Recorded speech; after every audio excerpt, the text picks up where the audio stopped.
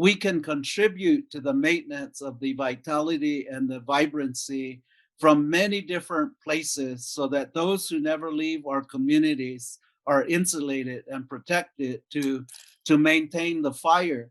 And all of you on this call and many people, your colleagues across the country, are those kinds of examples. And Tara, you talked about venturing away and then eventually coming home to re-engage. That's a real blessing. But sometimes our own people create the kind of attitudes that if you're not home, then you get disconnected because their feeling is that you're not contributing to the maintenance of the vitality of our cultures in our communities. And yet, our elders teach us that whatever gifts we are born with and are nurtured, it's what we use to venture out and from many different places contribute to the protection and the vitality of the maintenance of who we are.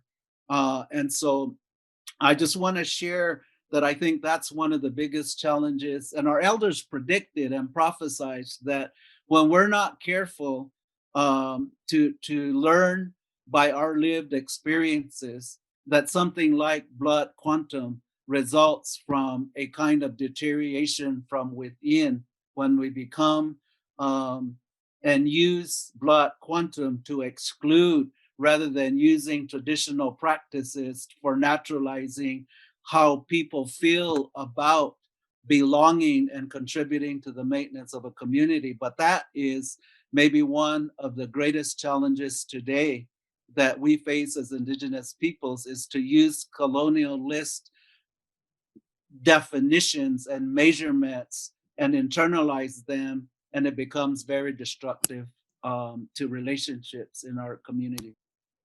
I mean, I would just say, like, so today when I walked into this Indigenous Peoples Day rally in Bemidji, they opened up with a, just cultural advisor from the community.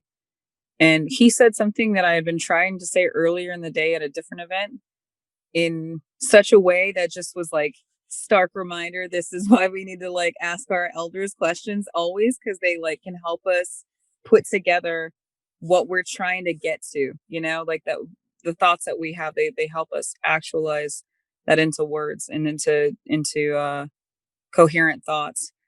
And what it was talking about, a lot of times we focus so much on what's outside.